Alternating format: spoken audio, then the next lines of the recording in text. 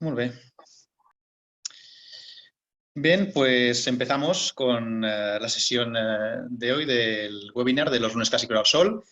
Os doy la bienvenida a este webinar en nombre del profesor Francisco Javier Gómez Espelosín, de la Universidad de Alcalá de Henares, la profesora Gloria Munilla, de la Universitat Oberta de Catalunya, y yo mismo, de Joan Uller, de la Universidad Autónoma de Barcelona, a esta nueva edición de estos webinars de los lunes clásicos al sol, que se ha convertido pues, bueno, en un formato vinculado a este marco del máster del Mediterráneo Antiguo, este máster interuniversitario, y que pues, bueno, de algún modo nació de la necesidad del curso anterior por la cuestión que todos conocemos de la pandemia, y que, pues bueno, digamos eso decir de la necesidad de virtud, y hemos pasado a crear un conjunto de seminarios mensuales realizados cada lunes del primer mes de este curso, que tienen como función básica pues, dar voz a diferentes investigadores, profesionales, docentes que tienen estudios, investigaciones relacionadas con el Mediterráneo Antiguo. Tanto gente no vinculada directamente al máster, que hemos tenido diferentes casos, como será el caso de hoy, con profesores también vinculados desde hace tiempo al máster y que, pues, evidentemente, es un marco magnífico para poder permitirles pues, presentar sus investigaciones, sus publicaciones y dar un poco pues, de voz y visibilidad al trabajo que se hace vinculado también a este máster, ¿no? Por tanto, un poco ese es el objetivo y, como os digo, cada lunes, de primer lunes de mes, haremos una de estas presentaciones. En lo que se relaciona al formato de la sesión, será muy sencillo. Cederé la palabra a nuestro ponente de hoy, el doctor César Sierra, que tendrá unos 30 o 40 minutos para presentar pues, sus trabajos, su investigación. Después haremos un espacio de debate de unos 30 minutos para hacer preguntas y poder pues, cuestionar sobre lo que se ha tratado en la sesión. Podréis ir colgando las preguntas en el chat y posteriormente yo las iré leyendo, las iré haciendo llegar al ponente para que pueda tener un tiempo de presentación y con ello acabaremos con el seminario, ¿de acuerdo? Por tanto, un formato muy sencillo. Sin más dilación, paso a presentar a nuestro ponente de hoy, el doctor César Sierra. Es un placer tenerle aquí invitado, no solo porque, evidentemente, como decía, es una persona vinculada desde el principio a este máster de Mediterráneo Antiguo, sino que también ha sido un compañero hasta hace poco de departamento, ahora ya no, pero hasta hace poco sí en el departamento, y por tanto pues es un placer poder presentar la presentación que nos hará hoy alrededor de alguna de sus investigaciones y recientes publicaciones, ¿de acuerdo? Como breve presentación, César Sierra Martín es licenciado en Ingeniería Química, en Historia y doctor en Historia Antigua por la Universidad Autónoma de Barcelona. Desde su tesis doctoral, principalmente se ocupa del intercambio de conceptos e ideas entre la historiografía griega clásica, Heródoto, Tucídides y Jenofonte, y la medicina antigua con el Corpus Hippocraticum.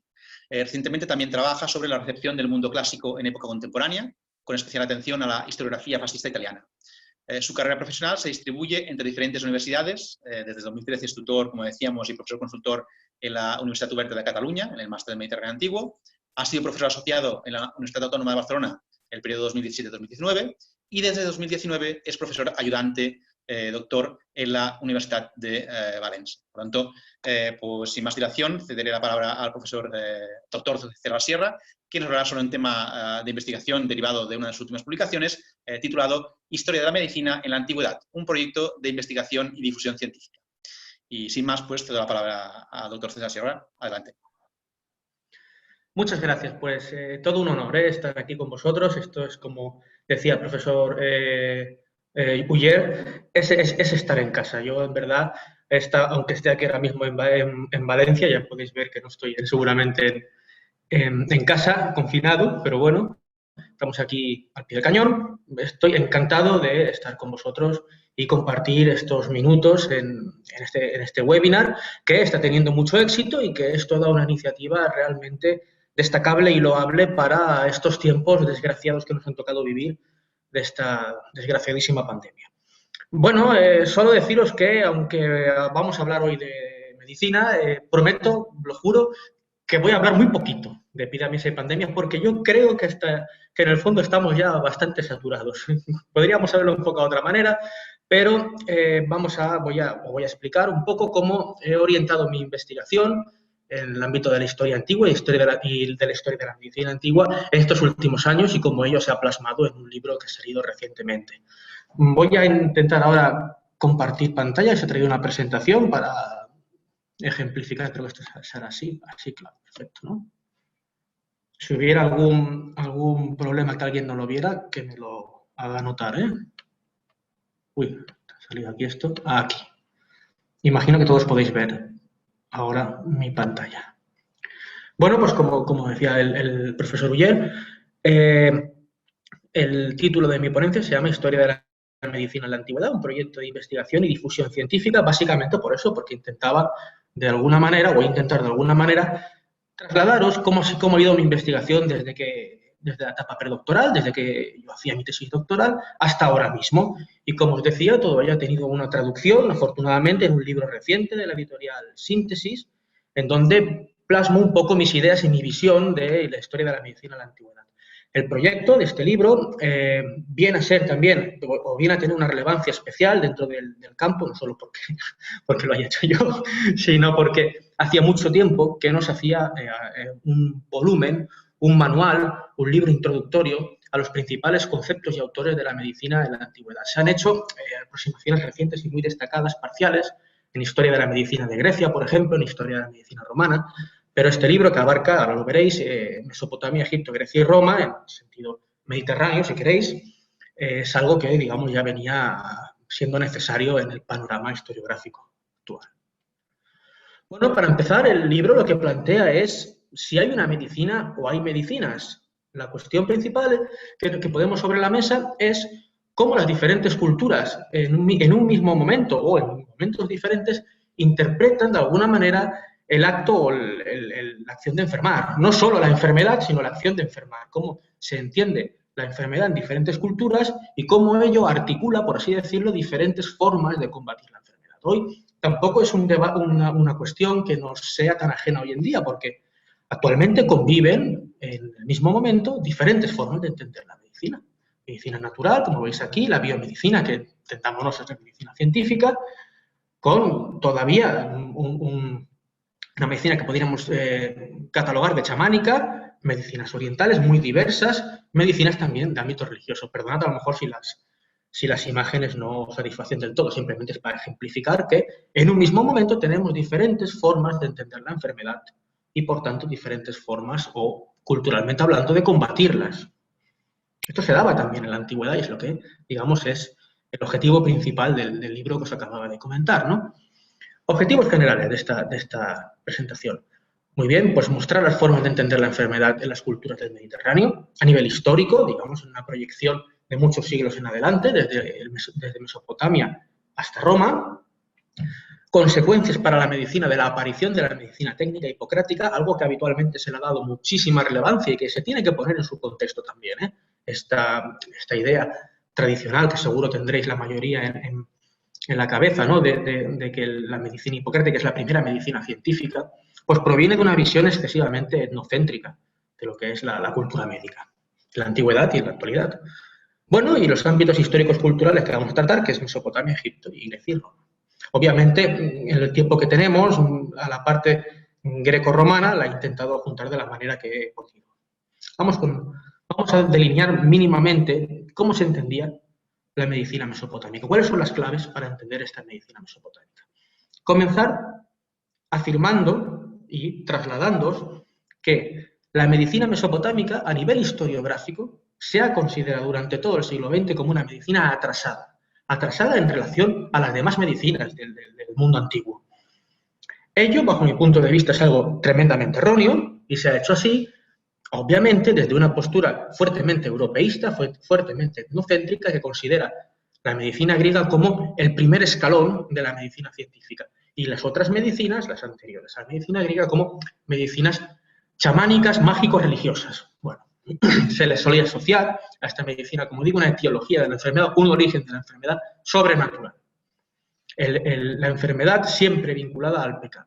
Esta idea de el enfermo como transgresor de las leyes divinas y como transgresor que es y por tanto como pecador recibe en consecuencia como castigo de la divinidad una enfermedad. Luego viene obviamente la expiación de esta enfermedad mediante fórmulas mágicas, exorcismos y otras prácticas, podríamos tildarlas de acientíficas. Continúan esta tradición historiográfica aseverando que los remedios de la medicina mesopotámica son poco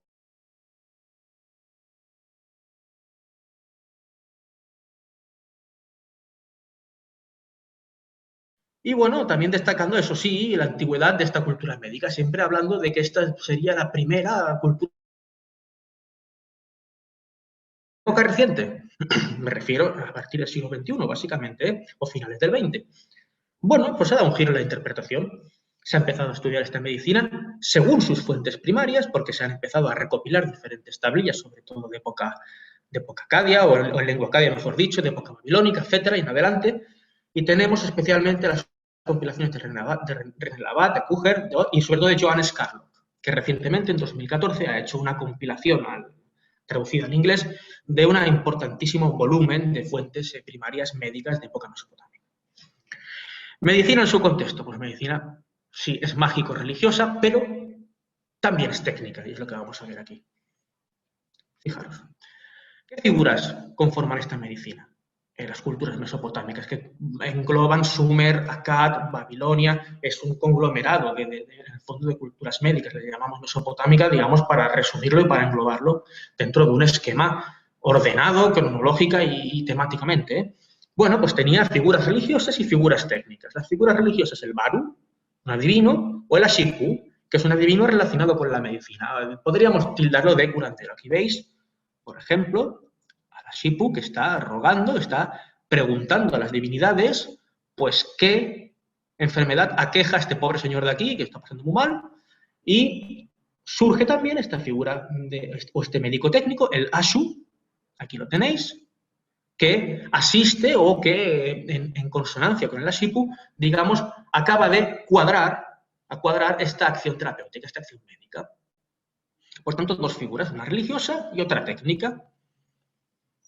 La medicina, esta presencia del Ashu y también del Ashipu, pero sobre todo del Ashu, está testimoniada desde muy antiguo. Un caso muy famoso, no el más antiguo ni mucho menos, pero un caso muy famoso es el Código de Hammurabi, donde aparecen diferentes disposiciones sobre la práctica de la medicina y sobre el sueldo que debe tener el médico o el castigo en caso de, pues, bueno, pues de no hacer bien su trabajo, en caso de negligencia. Fijaros en la ley 218, dice así, dice, si un médico realiza una incisión profunda en un hombre con bisturí de bronce y le provoca la muerte, o si le abre la sien a un hombre con bisturí de bronce y deja tuerta al hombre, que le corten la mano. Ya veis que estas digamos, disposiciones draconianas, en función de los errores del médico, no nos tiene que trasladar a que esto era así habitualmente, sino a constatar que este código intentaba regular la actividad del médico en la cultura babilónica. Y en cierta medida podemos constatar que esta actividad pues, ya estaba muy desarrollada en aquel momento, ¿no? Por tanto, en Babilonia, sin abandonar Babilonia o en la medicina mesopotámica, ¿había medicina pragmática? Sí, sí que la había. Esto es algo que, digamos, la tradición historiográfica pues, ha obviado interesadamente para no mostrar esta faceta técnica de esta medicina. Fijaros, en el Tratado de Diagnósticos y Pronósticos de René Labat, traducido por Érica Couto Ferreira, se dice, si su abdomen, es una exploración sensorial, es un diagnóstico, dice, si su abdomen está blando en el paciente, sí pide mucha agua, pero su temperatura es normal, y su enfermedad lo mantiene despierto desde el inicio hasta la mitad de la noche, lo ha golpeado el demonio Rabisu, un fantasma lo ha golpeado, morirá. Fijaros que pese a que se cruzan por el medio demonios, fantasmas, etcétera, o otras divinidades menores o superiores, la cuestión es que la exploración sensorial, diagnóstica, que luego caracterizará la acción terapéutica del médico hipocrático, ya está presente. Exploración sensorial, el abdomen está hablando y además también recopilando información que podríamos llamar física, como la temperatura. También hay una cierta predisposición a ver cuestiones relacionadas con el pulso, pero esto también son este tipo de exploraciones que nos remiten hacia que esta medicina naturalmente acumulaba una serie de experiencias que ponían por escrito y que luego otros médicos podían utilizar.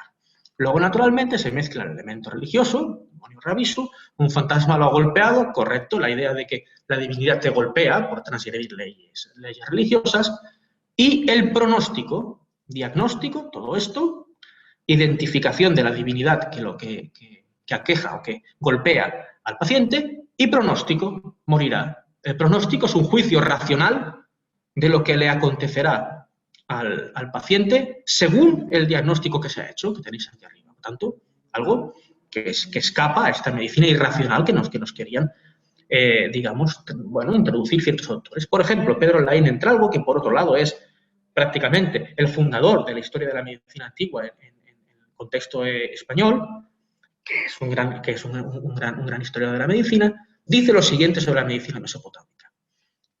Dice, apenas era necesario decir que los conocimientos anatomofisiológicos de los asirios y babilonios fueron sumamente elementales y toscos. Hemos llegado al punto central de la concepción asirio-babilónica de la enfermedad, la cual fue básica y primariamente entendida como un castigo de los dioses irritados contra quienes estaban padeciéndola. Con todo el respeto hacia tan insigne autor que tanto ha dado a la historia de la medicina antigua, esta valoración de la medicina mesopotámica es propia de su tiempo. Tampoco vamos a sacar mayores consecuencias.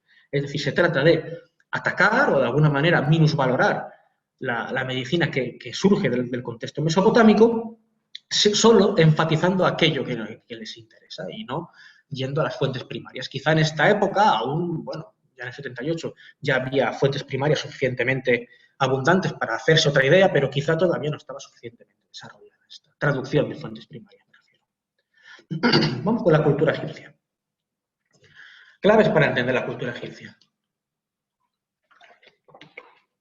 Como en el anterior caso, se trata también de una cultura médica fuertemente, por así decirlo, inundada de tópicos o que se entiende muchas veces bajo estereotipos. Se entiende que la civilización egipcia es una civilización muy avanzada y por sus pirámides, los templos, la momificación, etc. Y ello también se traduce a su medicina. Por ejemplo, se suele decir que es una cirugía muy compleja porque el acto de momificación supone un conocimiento anatómico muy importante y, por lo tanto, unos conocimientos quirúrgicos también igualmente importantes.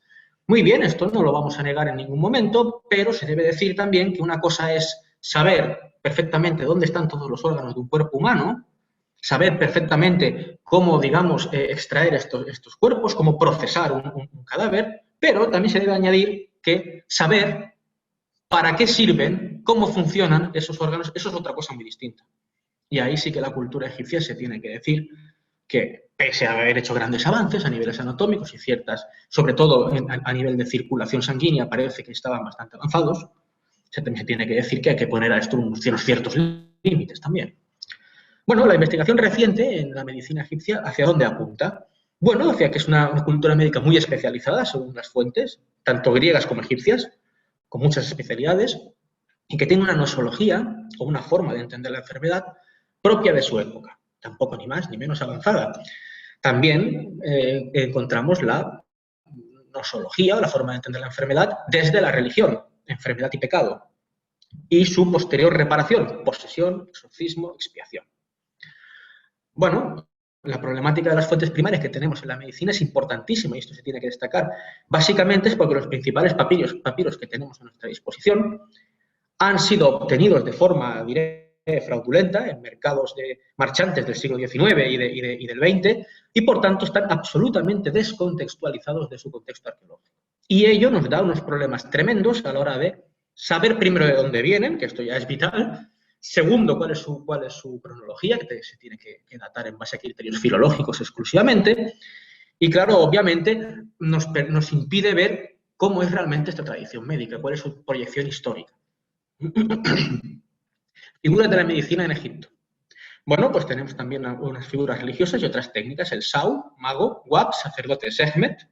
Y figuras, no me hagáis decir esto, y figuras técnicas, médicos, no me lo hagáis decir. Bueno, un poco como veíamos en la cultura médica mesopotámica, unas figuras que se encargaban, por así decirlo, de las cuestiones religiosas y otras de las cuestiones técnicas. Aquí podéis ver en un fresco de la construcción de un catafalco, en la tumba de Ipuy, en Deir el Medina, cómo hay algunos médicos que están atendiendo, este fragmento aquí, están atendiendo a trabajadores del bueno, se podría hablar de una medicina vinculada a los accidentes laborales, quién sabe. Bueno. Algún ejemplo de medicina técnica en Egipto. Estaban bastante, digamos, centrados dentro de la concepción de la enfermedad en la putrefacción, huequedu, en que la digestión, los alimentos y la mala digestión de los mismos o mal procesamiento de los alimentos en el cuerpo humano estaban detrás de la inmensa mayoría de las enfermedades. Fijaros, dicen, esto es el papiro Berlín, una traducción de López Piñero, dice un charco de putrefacción, huequedu, que produce fiebre. Si el cuerpo del paciente está pesado y su píloro enfermo, su corazón está ardiente y late. Sus mantas le pesan y no puede soportar muchas.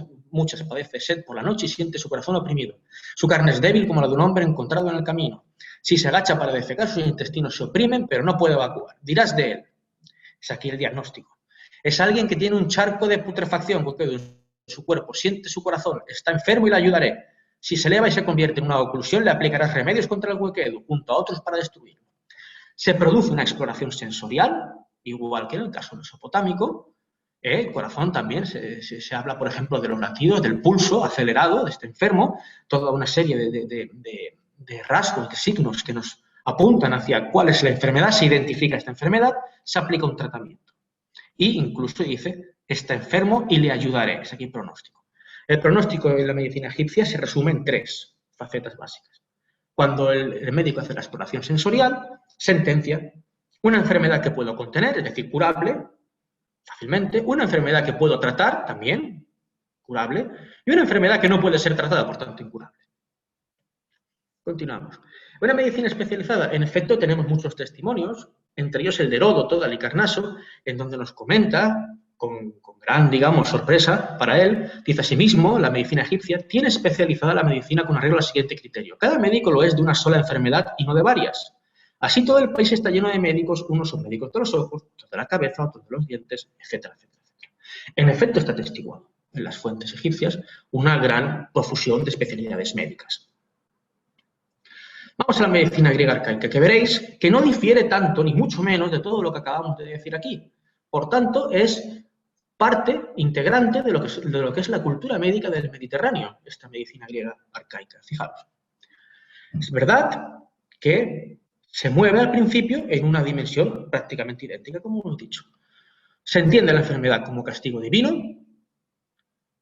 básicamente, pero también se puede entender como, es decir, un origen de la enfermedad traumático, es decir, por un accidente. Aparte está el divino, que estos son los 2 principales, luego está el ambiental y el demoníaco por posesión.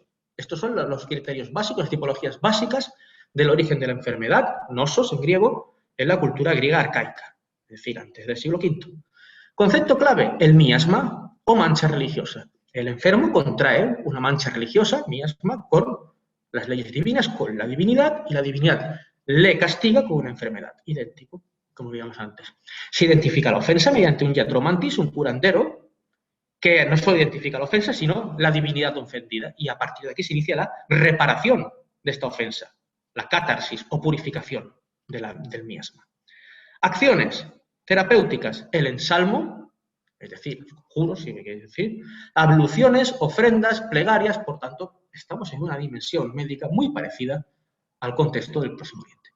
Nosología arcaica, algún ejemplo. A mucha gente se le olvida que la Ilíada comienza, es verdad, con la alabanza hacia Aquiles, pero justo después con una epidemia. Y en esta epidemia el culpable lo identifica el adivino, el iatromantis calcante, es Agamenón, que ha retenido a la cautiva Criseida, hija del sacerdote de Apolo, Crises, contra las leyes divinas, digamos, con egoísmo, etcétera, etcétera, etcétera. Y está aquí esta acción de retener a la cautiva, es el miasma por el cual Apolo castiga a la expedición aquea con una epidemia. Así habló en su plegaria y Febo Apolo, plegaria en la del Padre, y Febo Apolo le escuchó y descendió de las cumbres del Olimpo, airado en su corazón, con el arco en los hombros y la aljaba. Tapaba a ambos lados, resonaron las flechas sobre los hombros del dios irritado, al ponerse en movimiento e iba semejante a la noche. Luego se sentó lejos de las naves y arrojó continuo una saeta y un terrible chasquido salió del recinto del combate. Primero apuntaba contra las acémilas y los ágiles perros, mas luego disparaba contra ellos su dardo con asta de pino y acertaba, y sin pausa, pondré así mejor, y sin pausa ardían densas las piras de cadáveres. Fijaros que lo que nos comenta la Ilíada es que Apolo lanza las flechas, que son prácticamente la enfermedad. Estas golpean al enfermo y lo infectan. Aparte de esto, nos dice que primero fue contra los animales. Y por, digamos así, una suerte de zoonosis interpretada religiosamente, pasa a los humanos. O parece que debe ser una especie de advertencia primero a los animales y luego pasa a los humanos. Todo, por desgracia, muy familiar para nosotros. Ejemplo. Bueno, al margen de esta nosología, que ya habéis visto que es muy parecida a la que hemos visto en el Próximo Oriente, tenemos la medicina de Asclepio, que es una medicina onírica, es decir, los los fieles iban al templo de Asclepio con una dolencia a inquirir al dios cuál podía ser el remedio. Entonces entraban en el templo y dormían, literalmente, es el famoso proceso de incubatio, y el dios se le aparecía en sueños al enfermo y le decía cuál era, bueno, el remedio. Los sacerdotes interpretaban estas palabras del dios. Naturalmente esto antes hacía una ofrenda, pero una ofrenda bastante asequible dentro de lo que cabe, y explica que este remedio, pues esta forma de entender la medicina, pues sea tan popular a partir del siglo V y IV, sobre todo antes de Cristo. No nos sorprenda tanto que esto, y no quiero ofender a nadie, es digamos, la base del culto a Lourdes actualmente. Bueno, vamos con la medicina griega y romana clásica. La aparición de la medicina técnica, Hipócrates y después Galeno. Muy bien, en el siglo VI y avanzando hacia el V, el principal avance dentro de la filosofía griega y dentro del pensamiento es el estudio de la naturaleza. Y yo sentencio aquí naturaleza y naturalezas. No se entiende la naturaleza dentro del pensamiento presocrático como algo, digamos, uniforme. Sí, universal, pero no como algo uniforme. Cada una de las cosas tiene su naturaleza. Estos pensadores presocráticos estudian la fisis y, por tanto, la fisiología. Bueno, la naturaleza, cuando se aplica a criterios, a individuos a nivel personal, individual, es importante porque cada cosa, cada objeto, cada ser vivo, cada ser humano, tendrá su propia fisis, su propia naturaleza, con su ciclo propio y su desarrollo, que nace, se desarrolla y muere. Asimismo, este estudio de la naturaleza arrojará cosas o cuestiones, razonamientos, más que cosas, razonamientos que serán importantísimos, porque podrán ser las cosas, la realidad, la ontología, podrá ser kata, physin, conforme natura, o para, physin, contra natura. Bueno, esto también nos puede sonar mucho a nosotros, ¿no? Las cosas que son según naturaleza o contrarias a ellas. Contrarias a la naturaleza no quiere decir otra cosa que fabricadas por el hombre, técnicamente hablando. O, si queréis, la diferencia natural-artificial.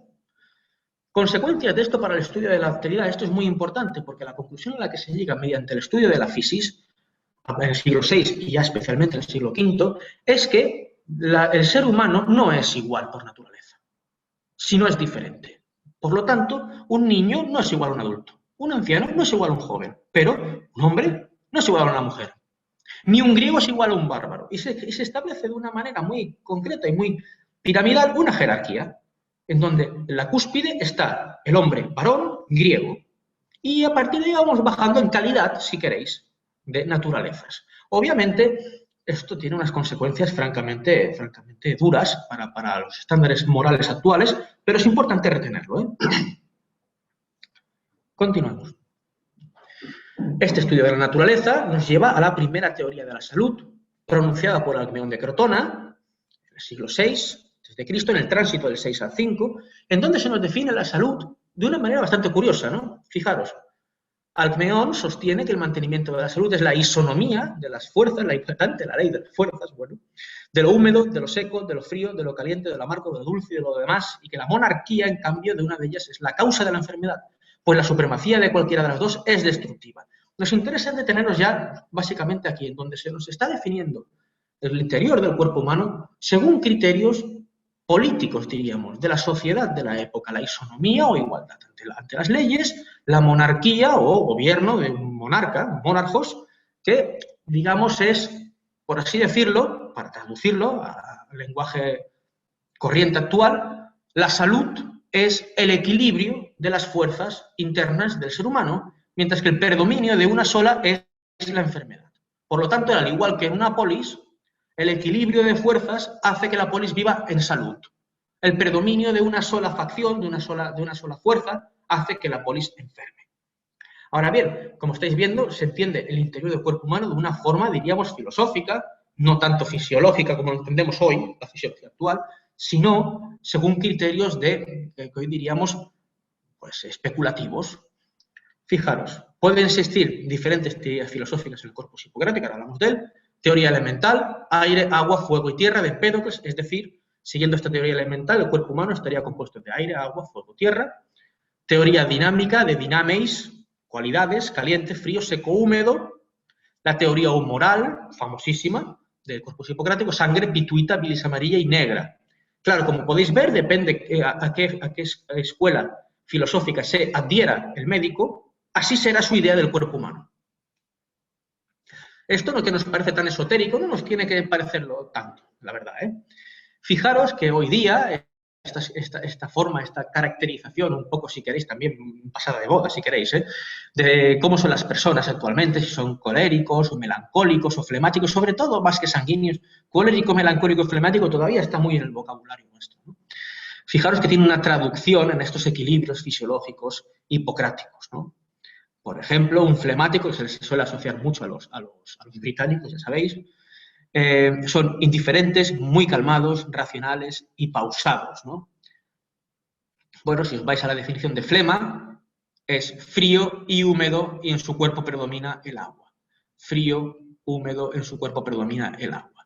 En cambio, los coléricos pues son menos tolerantes, más propensos al estrés, etcétera, etcétera, etcétera. Bueno, bilis amarilla o cólera, caliente, seco, fuego. Caliente, seco, fuego. Es decir, según predomine dentro del equilibrio de cada persona una pequeña cosa u otra, así seremos en nuestro carácter, según lo que estas teorías nos vienen a decir, ¿no?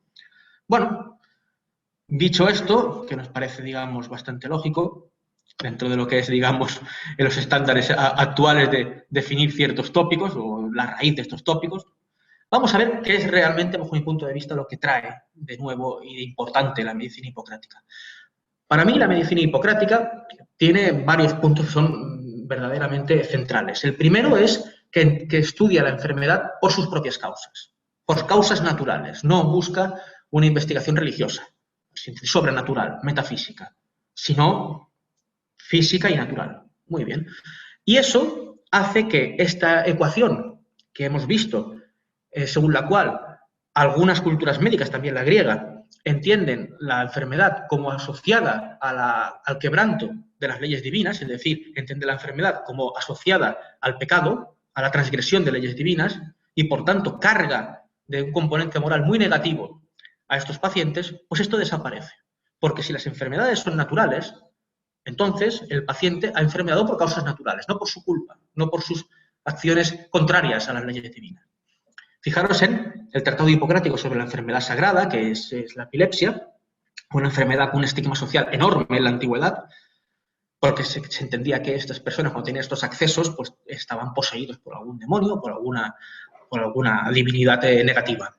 Dice, acerca de la enfermedad que llaman sagrada sucede lo siguiente: nada me parece que sea algo más divino ni más sagrado que las otras, sino que tiene su naturaleza propia, su fisis, ¿no? Como las demás enfermedades, y de ahí se originan, pero su fundamento y causa natural, esto es importante, lo consideraron los hombres como una cosa divina por su inexperiencia y asombro, ya que en nada se asemeja a las demás, pero sí por su incapacidad de comprenderla, le conservan, digamos, ese carácter divino. Por la banalidad del método de curación con el que la tratan, vienen a negarlo, porque la tratan por medio de purificaciones y conjuros.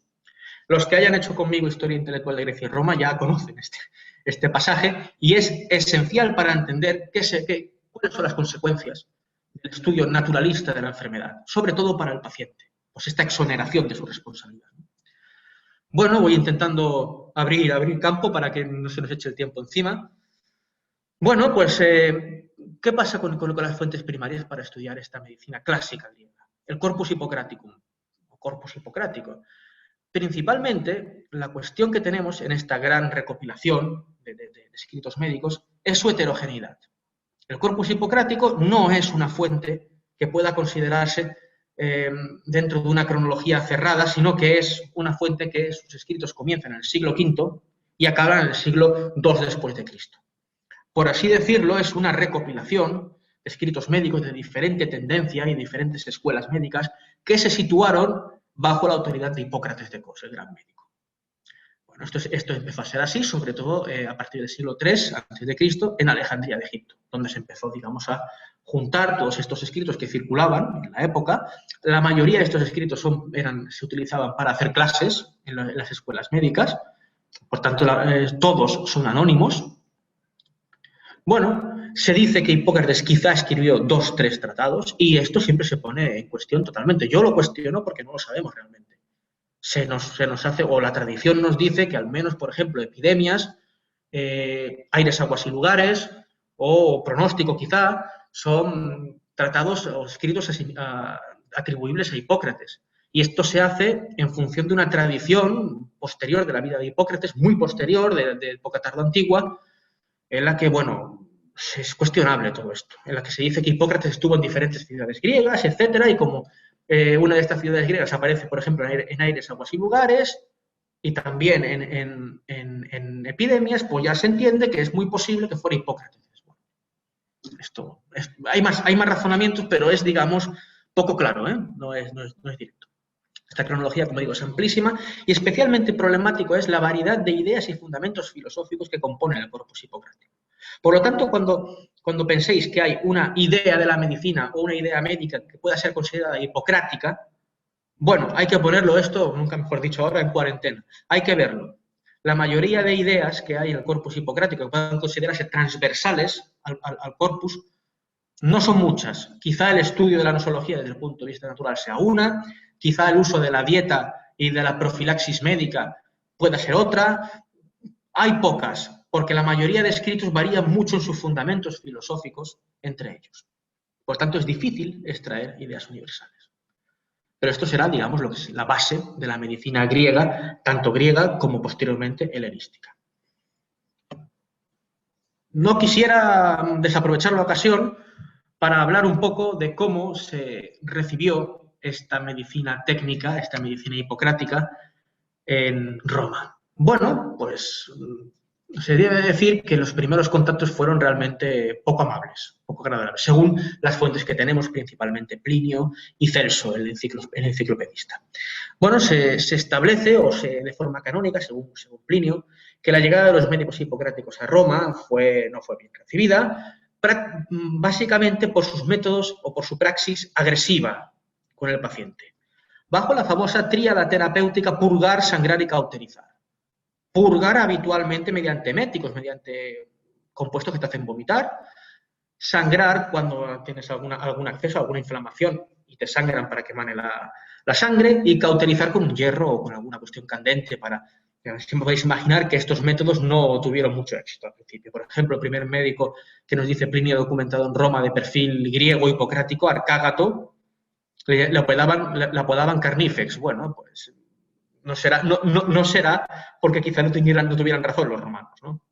El primer médico, eso sí, que tuvo un especial éxito en Roma y que consiguió, digamos, introducir de una manera mucho más decisiva la medicina griega fue Asclepíades de Bitinia.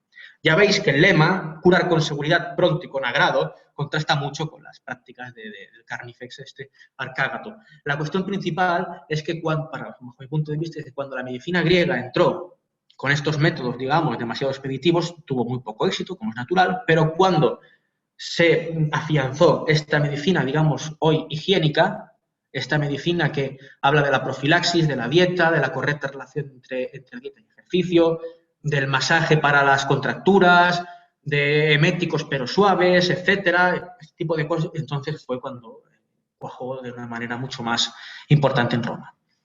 Surgirán después, a partir de Asclepíades, las famosas escuelas médicas, destacan los metodistas, los neumáticos, los eclécticos, cada uno de ellos con alguna, digamos, particularidad concreta, pero será Galeno, de Pérgamo, el que conseguirá, como grandísima figura del superior, bajo un punto de vista muy superior a la figura de Hipócrates, aglutinar todo el conocimiento médico que había acumulado la cuenca mediterránea en muchísimo tiempo, lo sintetizará y avanzará muchísimo. Entre los muchísimos avances que uno puede atribuir a Galeno, que pueden ser muchísimos, ya digo, sería infinito hablar de Galeno ahora, para mí la cuestión de la cirugía y la anatomía es central. Galeno es un anatomista y, por lo tanto, él defiende a ultranza el uso de la autopsia, obviamente, para avanzar en materia del conocimiento del cuerpo humano, algo que la medicina anterior a Galeno hacía bastante poco, la verdad se dicha. Y ello les daba un conocimiento fisiológico, como habéis podido ver, un conocimiento fisiológico realmente especulativo y hasta diría precario. Vamos acabando, bueno, con prueba de esta recepción al principio, después no, obviamente, ciertamente poco amable de la medicina romana. Tenemos muchos testimonios, este es de Plinio. Dice, este arte, la medicina, continuamente retocado, cambia todos los días y nosotros nos dejamos llevar por el soplo de los talentos de Grecia. Es evidente que en cuanto alguno de ellos destaca por su labia, al punto se convierte en amo de nuestra vida y nuestra muerte, como si miles de personas no vivieran sin médicos, aunque no sin medicina. Igual que el pueblo romano durante más de 600 no es lento en asimilar las artes, al contrario, incluso ávido en el caso de la medicina, hasta que una vez conocida, la condenó. Bueno, es un testimonio que a mí me resulta realmente interesante, no tanto porque entienda que la medicina griega es charlatanería y retórica.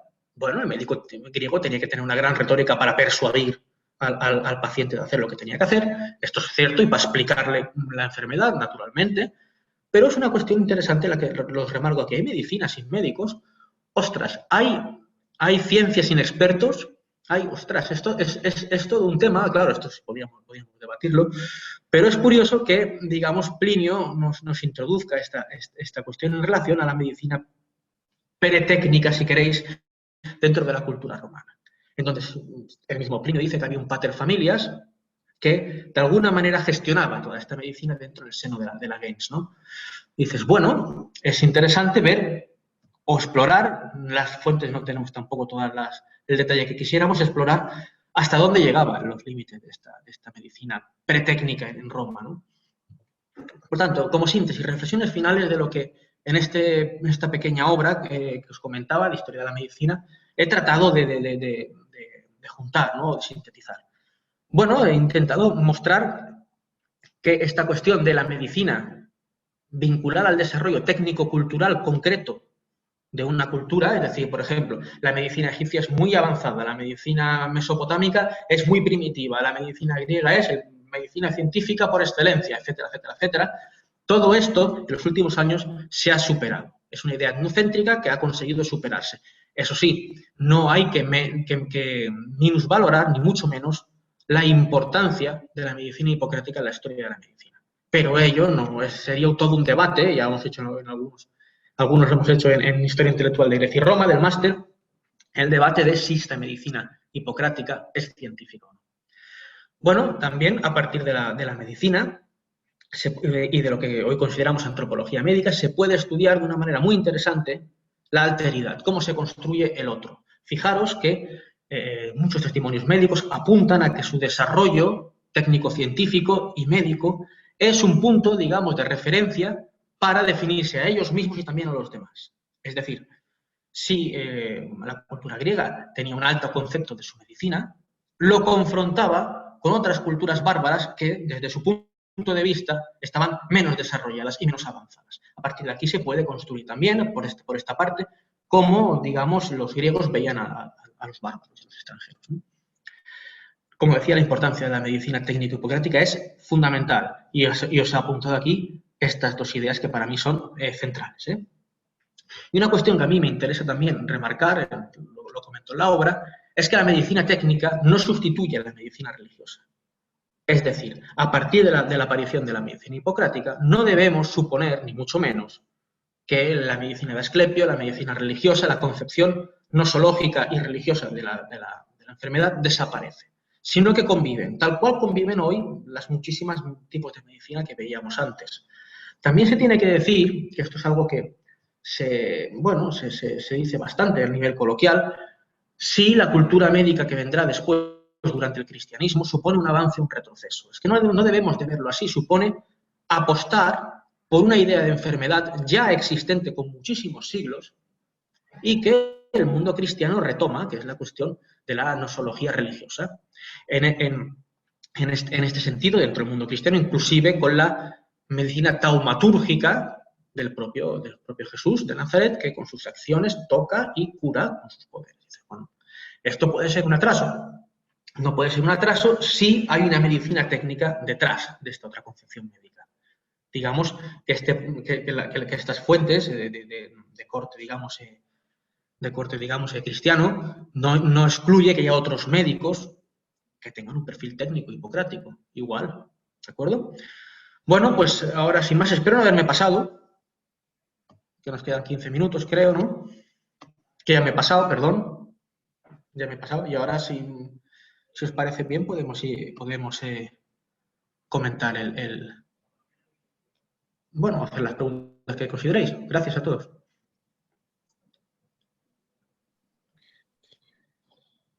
Vale, muy bien. Pues muchas gracias al doctor César Sierra por esta interesantísima presentación. No sé si se me ve bien. ¿Se me escucha? Sí. ¿Sí? Sí. Perfecto.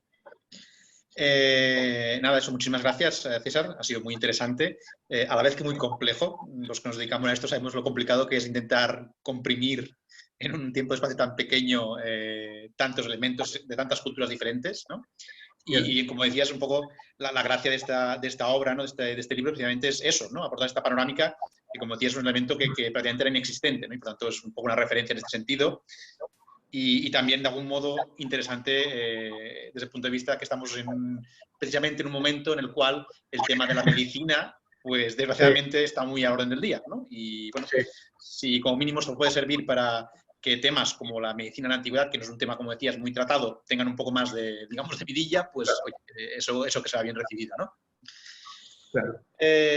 Bien, pues entonces entramos en la fase de debate, si os parece. No sé si hay alguna pregunta por parte de los asistentes para plantear al profesor César Sierra. De momento, mientras van llegando, para dar un poco de tiempo, empiezo yo planteando una, si te parece. Has mencionado muy brevemente a Plinio, que es un autor muy interesante, que a mí me encanta, el cual, de algún modo, pues, bueno, en su obra Historia Natural, como sabéis, habla un poco de todo, ¿no? Un poco de todo, y también tiene referencias médicas. De hecho, en este caso, como sabéis, también hice la presentación aquí sobre el proyecto que tengo en Egipto, de las minas de esmeraldas y todo esto. Curiosamente, mirando el tema de las esmeraldas y las fuentes literarias, Plinio nos habla de las propiedades curativas de las esmeraldas, por ejemplo, que decían que servían para hacer descansar la vista, que es un elemento que recoge de un autor más antiguo que es Teofrasto. Sea como sea, te quería preguntar si has tratado un poco más a fondo Plinio o qué valor pueden tener estas aportaciones de Plinio, ¿no? Porque en el caso de las esmeraldas, evidentemente se ve muy claro que es una interpretación errónea a partir del desconocimiento de las características físicas de las esmeraldas, por ejemplo, ¿no? Del mineral. Entonces, no sé, te quería preguntar un poco sobre Plinio, ¿qué te parece?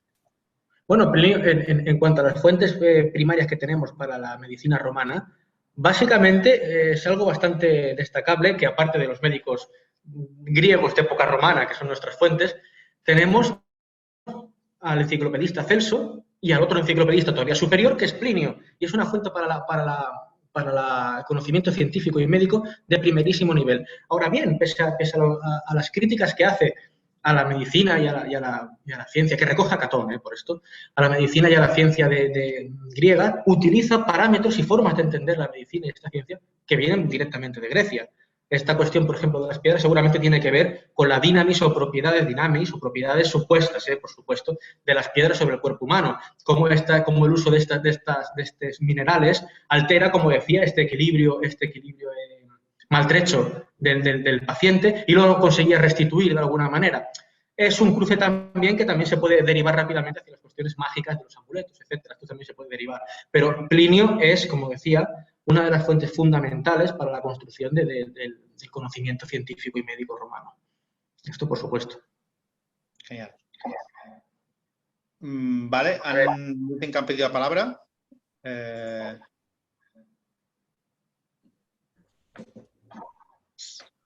Sí, Laura, no sé si... A ver. Así veo aquí.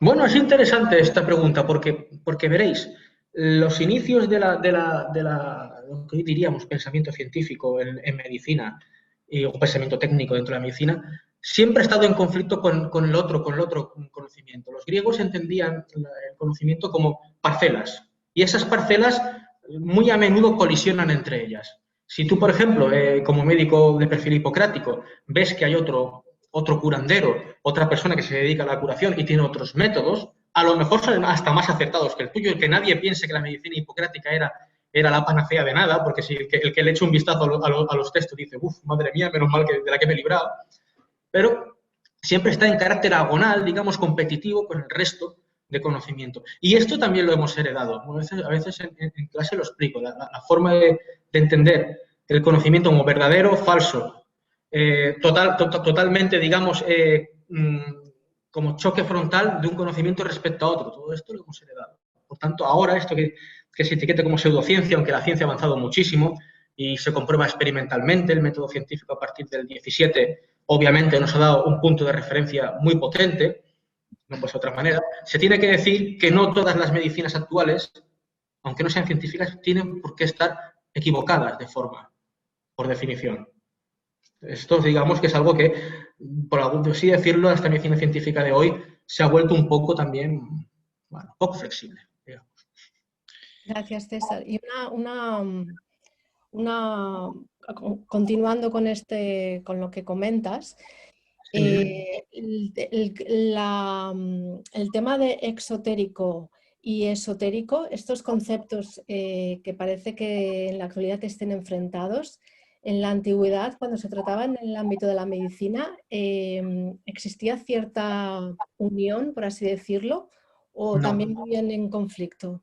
También, la medicina, es decir, es cierto que la medicina hipocrática supone un avance en cuanto a la generalización, apertura, no generalización, apertura del conocimiento hacia otras personas que no formen parte propiamente de tu núcleo. Por ejemplo, la medicina de los asclepíadas en el siglo VI, digamos que estaban en el entorno del templo de Asclepio, se comenzó a abrir estas escuelas, así se generó la medicina hipocrática.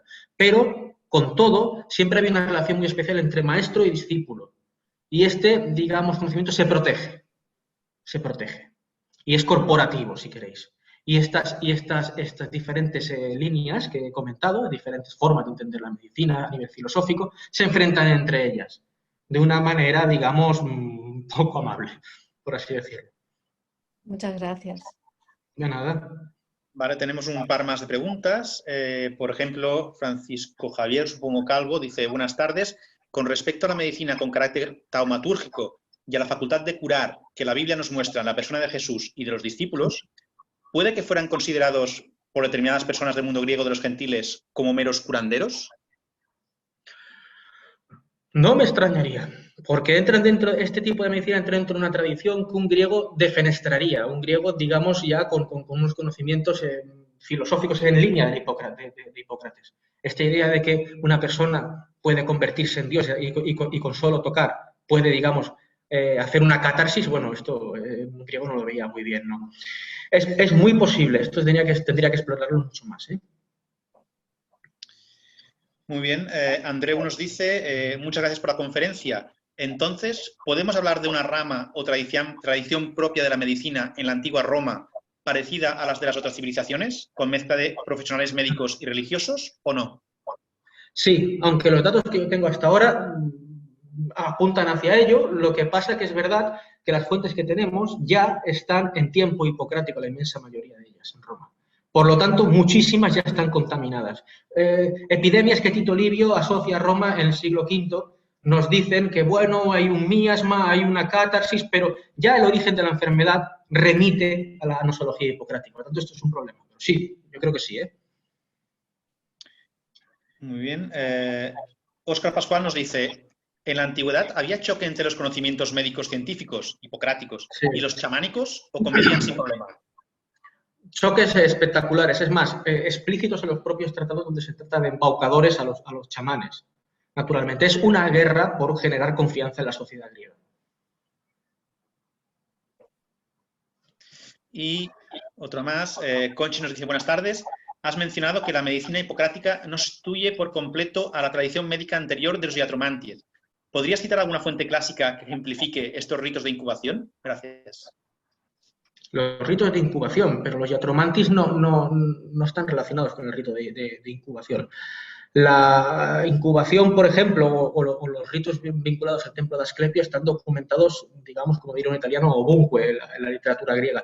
Podéis encontrarlos en las tragedias o incluso en las comedias de Aristófanes. En la comedia Pluto, por ejemplo, en el siglo V se comenta una incubatio, cómo se hace. En tono jocoso, tenéis que separar un poquito las cosas, ¿no? Pero para irnos a un testimonio bastante antiguo en este aspecto, Aristófanes, Pluto podría ser uno, y es donde parece que, digamos, la ofrenda que tenía que hacer el enfermo era bastante asequible. También se tiene que decir que en estos templos de Asclepio, como he comentado muy pocas cosas, se registraban estas enfermedades, se registraban los métodos utilizados y había un conocimiento realmente interesante y potente en cuanto a la medicina. Y es que es de ahí de donde salen precisamente los médicos de perfil hipocrático.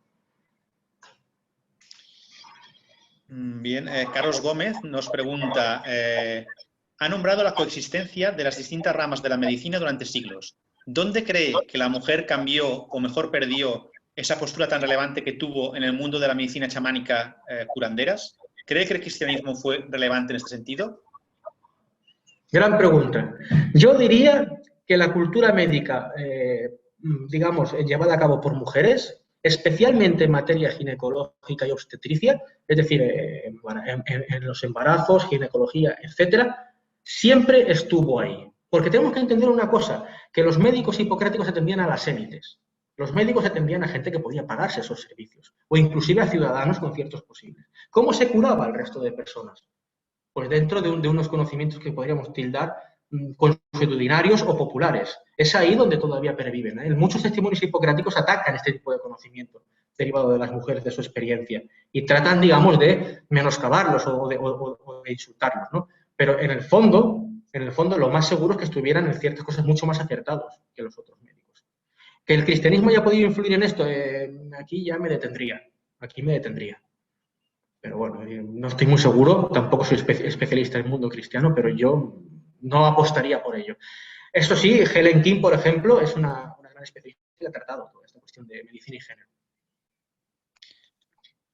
Bien, muy bien, pues quedan creo 4 minutillos, 3 minutillos para llegar a y media, por tanto, como ya estamos acabando la sesión, yo lo dejaría aquí. Hemos tenido bastantes preguntas y muy interesantes. Sí. Por tanto, sin más, pues acabaría pues eso, dando las gracias al ponente, al doctor César Sierra, por la interesantísima presentación y hemos estado encantados de poder tenerla aquí. Y evidentemente también a todos los asistentes por haber venido y haber participado de este nuevo webinar. Y bien, sin más, pues damos por cerrada la sesión y esperamos encontraros de nuevo el primer lunes del próximo mes, siguiendo con esta iniciativa de estos webinars vinculados al máster del Mediterráneo Antiguo. ¿De acuerdo? Pues bien, muchísimas gracias por todo. A vosotros, muchas gracias y mucho ánimo para lo que nos queda. Exacto. Hasta luego. Gracias. Hasta luego. Adiós.